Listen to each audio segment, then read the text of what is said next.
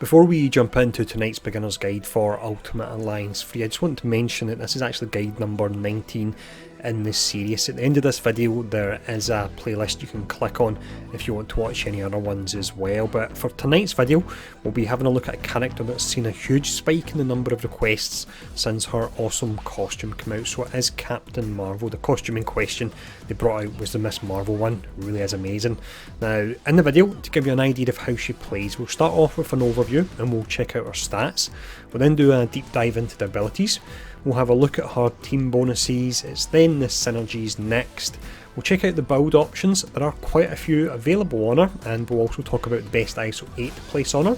We'll then check out the alternative costumes, and we have 2 alternative costumes for her, and then finally we'll just end up with a quick summary. So let's jump in and start off with the overview.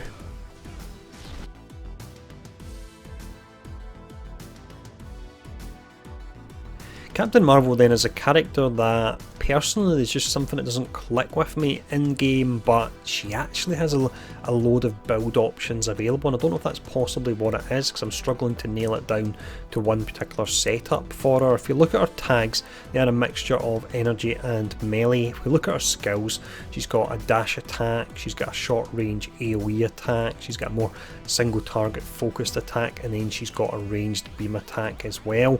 On top of that, through her heavy attack you can get some survivability due to the fact that she's airborne while she's using it, and then we've got her ultimate, which is really interesting as well. So this is a steroid. She goes full Super Scion when you activate this, gains a 50% increase in damage, and that's for 18 seconds, and that's something we're going to actually look at later when we talk about the build options, but it certainly adds a unique aspect to her. Her hero trait is flight, so that's always nice for getting around levels nice and quick. Stats are very much middle of the road here, the majority are C, so strength is C, vitality C, mastery C, resilience is a little bit higher there, that's up at B, and then durability and energy are both C's as well. So there's certainly a lot going on with her kit. Now the next section we'll look at will be her abilities.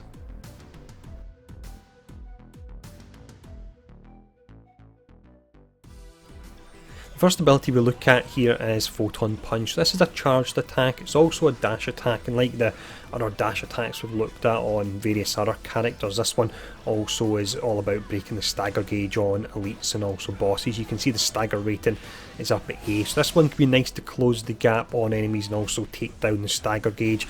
The longer you hold down the button you'll do more damage, and you'll actually fly across the screen a further distance as well. The next ability we have here is Cosmic Burst, which is your standard trash clearing attack, so you'll generally use Photon Punch to get into a large group of enemies. If Photon Punch doesn't take them out, then you can fire off Cosmic Burst to finish them off. For this next ability I need to start off by giving a shout out to Crispin R, who's on the Reddit, and he's actually a follower of the channel and comments often as well with a lot of great insight. Now this particular ability, he actually just spammed this and he was able to complete the Hulk costume trial, the one that a lot of people have a ton of trouble with. He was able to complete it just simply using this move. Now after using the blast off to fire up into the air, and you can do a nice amount of damage because you can see the damage rating is actually A. If you press your light or heavy attack, you then slam down doing additional damage. Because you're using a basic attack, you then recharge some of your energy back, and if you hit enough targets on the way down you can actually get enough energy to charge the skill, and you're just in an endless cycle of flying up and then flying down. So you're doing damage 2 times, and also while you're up in the air the majority of targets won't be able to hit you. Now I find with this particular ability what you want to do, and it makes it a lot easier to use, is change the positioning of it. As it is, it's actually assigned to the B button.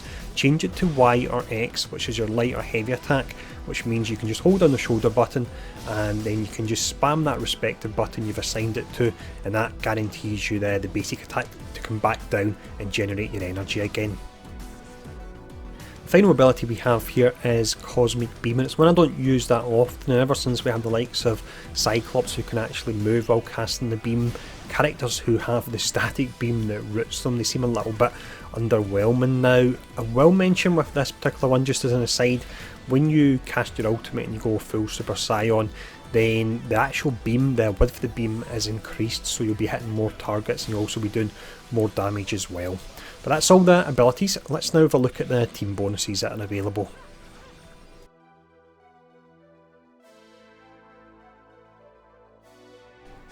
In regards to the team bonuses then, we're using the new setup to show them off here that we used ever since the Cyclops and Colossus patch. Now, prior to that, we would actually list the top 10 team bonuses by percent. They were dominated by, it was Psylocke, Elektra and also Wolverine. The spreadsheet for that has been updated, so if you would rather check that out, I'll put a link in the description. But for the purpose of this video, what we're doing is we're listing all the different team bonuses. We're then listing the characters. If there's any overlap, which means you'll get a higher bonus from running that character, then we'll mark it down next to their name. Now, the best character we can see out the list here would be Captain America, because he falls into 3 different teams. After that, you've got a fair amount of characters that would fall into 2 teams. You've got so many that I'm not actually going to list them, but you can see them on screen at the moment. So they're the characters that you'll get the highest team bonuses from actually running there. The next section we'll check out will be the Synergies.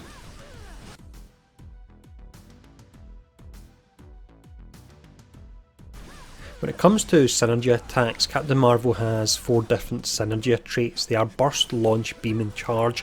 Now, these particular synergy traits can actually proc a great deal of skills, and it actually means she's in the bottom 10 when it comes to the number of synergy attacks that character can do. So she's certainly not as bad as the likes of Thanos or Scarlet Witch, but she is on the lower side.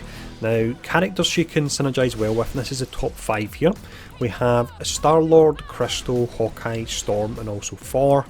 Bottom 5, so this is characters you genuinely want to avoid running her with, especially if you're doing an Infinity Trial where you need to get a set amount of synergy damage. Then that's Gamora, Nightcrawler, Thanos, Spider-Man, and once again Scarlet Witch at the bottom of the list there. So that's all the synergies. Next section we'll check out, and there's a fair bit going on here, will be the build options available.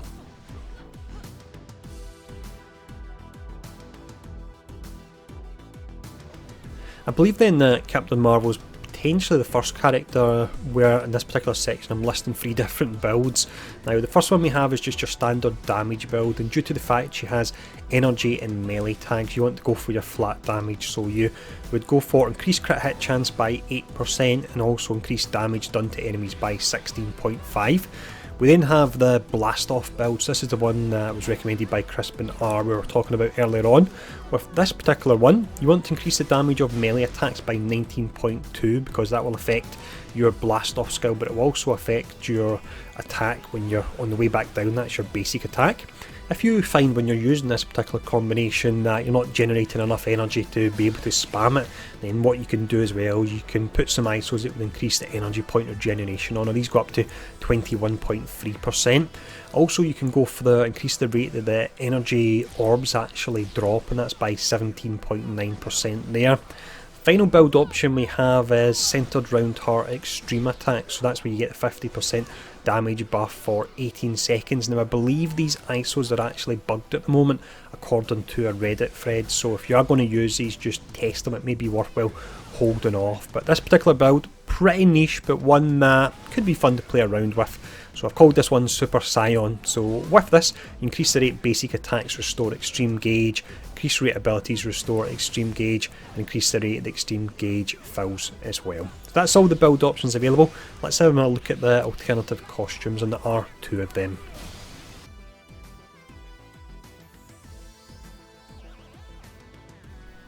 As mentioned then, we actually have 2 alternative costumes for Captain Marvel. The first one that we got at launch is a simple recolour. You can see that on screen at the moment. The colours of it actually tie in with the costume she had in the Captain Marvel movie when she was still fighting alongside the Kree. So thematically the recolour in this one at least does make sense. But let's check out the most recent one, the Miss Marvel one.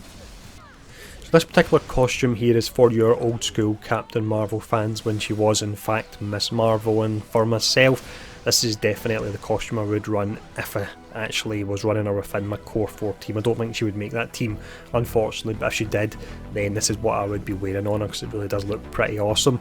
Now, in regards to unlocking this, it's behind the new Infinity Child that came with the Cyclops and Colossus patch, which is notoriously difficult. However, thankfully in the description of this video I put a link to a complete walkthrough that I'd done on the channel a few days ago, so hopefully that will help you out. But let's just finish up now anyway with a quick summary.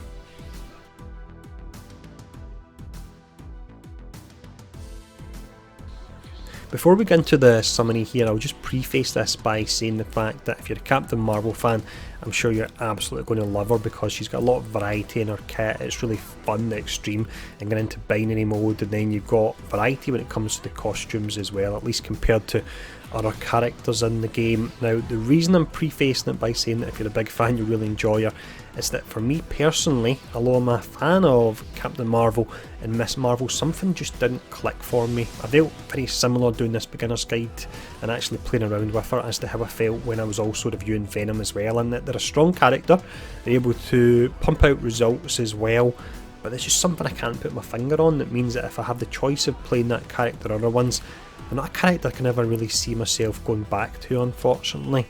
Now, let me know in the comments below if you feel the same about Captain Marvel. Let me know if there's any other build options maybe I could run, and then I'm more than happy to give her another shot and see if I can get her to click, and then I can get to play around with the costume I like even more.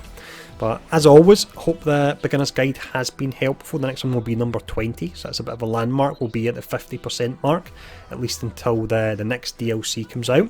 But let me know in the comments below who you'd like to see next, and if you enjoyed the video, take the time to hit the like button, the share button, leave a comment below, and really thanks for tuning in, and I'll see you all again soon.